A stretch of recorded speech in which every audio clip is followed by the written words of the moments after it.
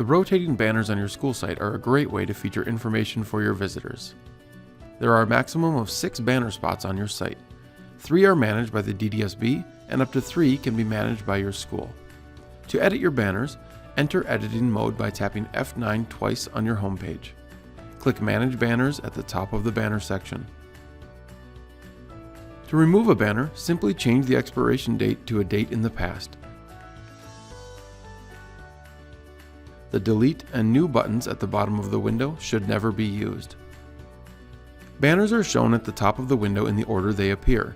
To reorder banners, simply drag and drop into position. Banners marked with red X overlays are expired and currently not displayed on your site. To change a banner, choose the spot you would like to replace.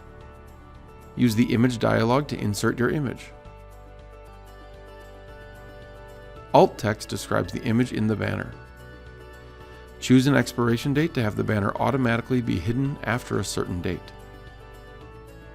In the content field, enter the text that will overlay on the banner.